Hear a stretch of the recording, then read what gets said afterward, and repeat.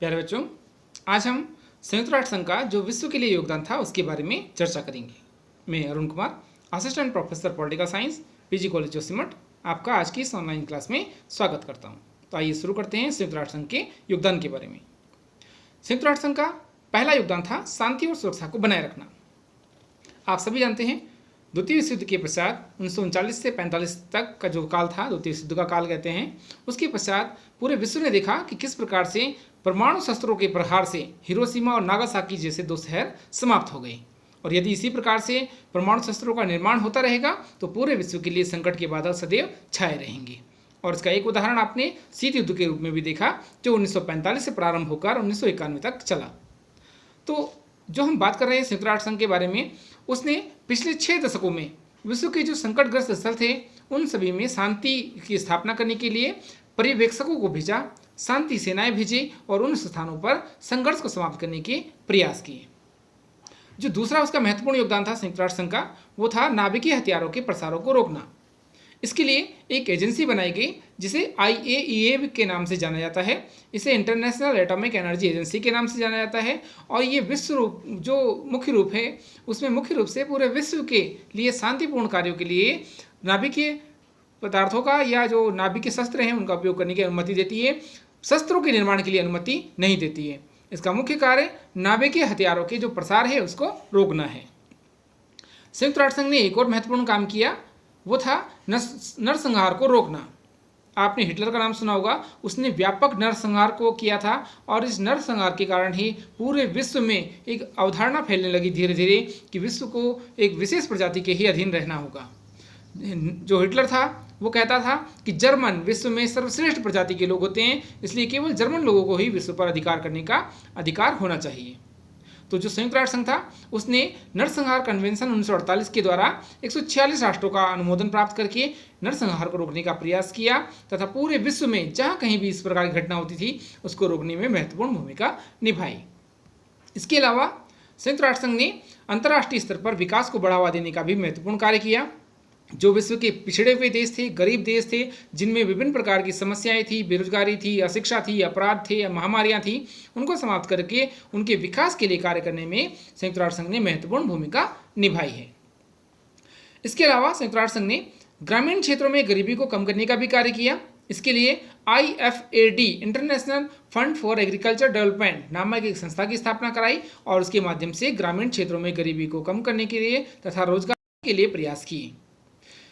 Africa के जो देश बहुत ज़्यादा पिछड़े हुए थे उनके लिए भी संयुक्त राष्ट्र संघ ने एक महत्वपूर्ण कार्य किया और उसने अफ्रीका के विकास पर बहुत ध्यान दिया। आज की भी बात करें तो अफ्रीका के अधिकांश देश ऐसे हैं, छोटे छोटे देश जो बहुत पिछड़ी व्यवस्था में हैं। अफ्रीका एक महाद्वीप है और उसमें अनेक देश शामिल हैं जिनके विकास के लिए भी संयुक्त राष्ट्र संघ ने निरंतर प्रयास किया। संयुक्त राष्ट्र संघ ने महिला कल्याण को बढ़ावा देने के लिए भी एक संस्था की स्थापना की जिसे UN वुमेन के नाम से जाना जाता है, जो कि महिलाओं के सशक्तिकरण और महिलाओं की समानता के लिए कार्य करती है। आपने महिलाओं के संबंध में एक नारीवादी आंदोलन का भी नाम सुना होगा। ये भी नारीवादी आंदोलन इसी का एक उदाहरण है। संयुक्त राष्ट्र संघ ने पूरे विश्व में भूखमरी को मिटाने के लिए भी एक कार्य किया और उसके लिए खाद्य एवं कृषि संगठन की स्थापना की। ये संगठन विकासशील देशों को कृषि, वानिकी, मत्स्य पालन तथा विभिन्न प्रकार के जो कार्य हैं उनके आधुनिकीकरण के लिए उन्हें सहयोग प्रदान करता है। संयुक्त राष्ट्र संघ ने पूरे विश्व में आय बढ़ाने के लिए पर्यटन के विकास के लिए भी महत्वपूर्ण कार्य किया और उन्होंने विभिन्न क्षेत्रों में सार्वभौमिक सुलभ पर्यटन तथा पर्यटन के नए क्षेत्रों को विकसित करने में महत्वपूर्ण भूमिका निभाई। इसके अलावा वैश्विक पर्यटन में आचार संहिता पर्यटन के जो नकारात्मक प्रभाव हैं उनको देखते हुए भी उसने लाभों को अधिकतम करने का प्रयास किया। कुछ नए प्रकार के पर्यटनों का भी इसमें विकास हुआ। साहसिक पर्यटन, योगा पर्यटन इसमें शामिल है। कुछ लोग स्वास्थ्य संबंधी पर्यटन के लिए भी विदेशों में जाते हैं। संयुक्त राष्ट्र संघ का एक और महत्वपूर्ण योगदान था ऐतिहासिक, सांस्कृतिक, वास्तुकला तथा प्राकृतिक स्थलों का संरक्षण करना।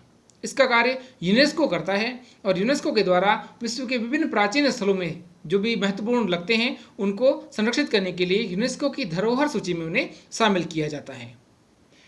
अगर हम बात करें वर्तमान के बारे में तो इसने लगभग 1000 से अधिक स्थलों को इस सूची में शामिल किया है। संयुक्त राष्ट्र संघ ने लोकतंत्र को बढ़ावा देने का भी कार्य किया है। क्योंकि उसने विभिन्न राष्ट्रों में स्वतंत्र और निष्पक्ष चुनाव कराने के लिए विभिन्न राष्ट्रों की सहायता की है।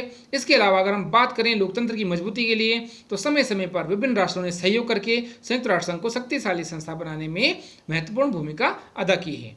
1990 के दशक की अगर हम बात करें तो इस समय संयुक्त राष्ट्र संघ ने कंबोडिया, अल सल्वाडोर, दक्षिण अफ्रीका, मोजाम्बिक, तिमोर लेस्ते में ऐतिहासिक चुनाव का आयोजन किया तथा उसका अवलोकन किया और वहां पर सफल लोकतंत्र की स्थापना की। वर्तमान में अगर नेपाल के बारे में बात करें तो नेपाल में भी राजशाही समाप्त हो चुकी है, वहां पर भी लोकतंत्र की स्थापना हो चुकी है। संयुक्त राष्ट्र संघ का एक और महत्वपूर्ण कार्य था दक्षिण अफ्रीका में रंग भेद को समाप्त करना। शस्त्र को प्रतिबंधित करने से लेकर के दक्षिण अफ्रीका में हो रहे विभिन्न प्रकार के रंग भेद, गोरे या काले व्यक्तियों का भेद, श्वेत अश्वेत लोगों का जो भेदभाव है उसको समाप्त करने में भी संयुक्त राष्ट्र संघ ने महत्वपूर्ण भूमिका निभाई और 1994 में उसने वहां पर चुनाव आयोजित करा करके सभी लोगों को समान रूप से उसमें भाग लेने के अवसर प्रदान किए। संयुक्त राष्ट्र संघ का एक और महत्वपूर्ण कार्य था महिलाओं के अधिकारों को बढ़ावा देना। इसके लिए संयुक्त राष्ट्र संघ ने 1979 में 189 देशों के द्वारा जो एक कन्वेंशन आयोजित किया गया था उसमें महिलाओं के अधिकारों को बढ़ावा देने में उनका योगदान की सराहना की तथा उसको महत्व प्रदान किया। संयुक्त राष्ट्र संघ ने एक और महत्वपूर्ण कार्य किया, वो था युद्ध अपराधियों पर मुकदमा चलाना।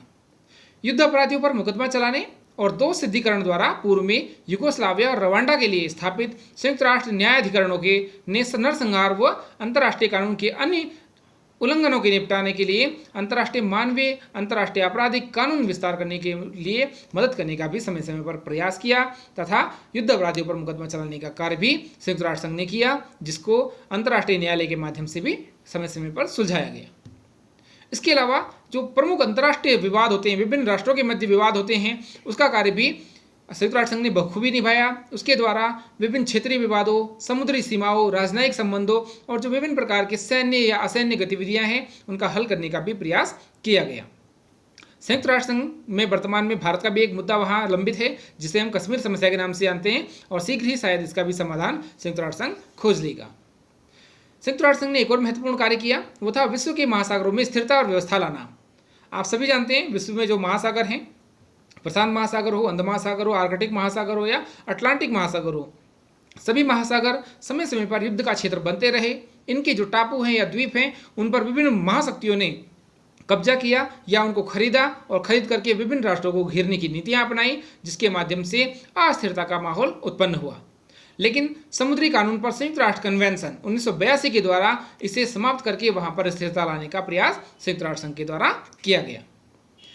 संयुक्त राष्ट्र संघ के द्वारा अंतर्राष्ट्रीय अपराधों से निपटने का भी कार्य किया गया, जिसके अंतर्गत मुख्य रूप से मादक पदार्थ हो या जो विभिन्न प्रकार के भ्रष्टाचार हैं, मनी लॉन्ड्रिंग है, काला धन हम आजकल सुनते हैं, मादक पदार्थों की तस्करी हो या जीव अंगों की तस्करी हो, उनको समाप्त करने के लिए भी आपराधिक न्याय प्रणाली को उन्होंने मजबूत किया है।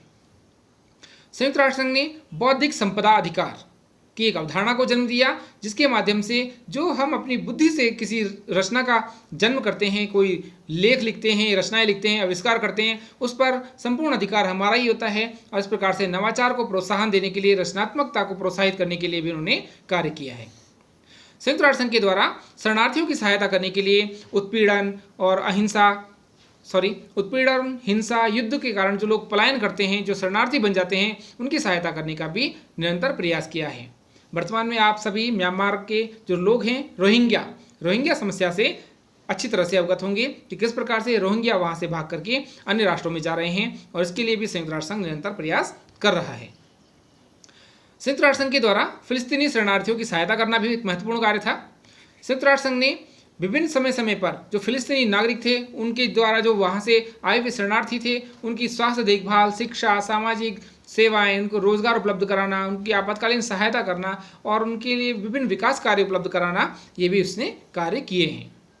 इसके अलावा संयुक्त राष्ट्र संघ ने समय समय पर विभिन्न आपदाओं के समय, चाहे वो सुनामी हो, भूकंप हो, ज्वालामुखी विस्फोट हो या आतंकवादी घटनाएं हो या किसी प्रकार की अन्य प्राकृतिक आपदाएं हों, उनमें भी समय समय पर सहयोग किया है। और वर्तमान में अगर हम कोविड के बारे में बात करें तो कोरोना महामारी को रोकथाम के लिए भी संयुक्त राष्ट्र संघ तथा जो विश्व स्वास्थ्य संगठन है वो बहुत महत्वपूर्ण भूमिका निभा रहे हैं और वैश्विक स्तर पर जो वैक्सीन है उसे उपलब्ध कराकर पूरे विश्व को इन प्राकृतिक आपदाओं से बचाने का कार्य कर रहे हैं।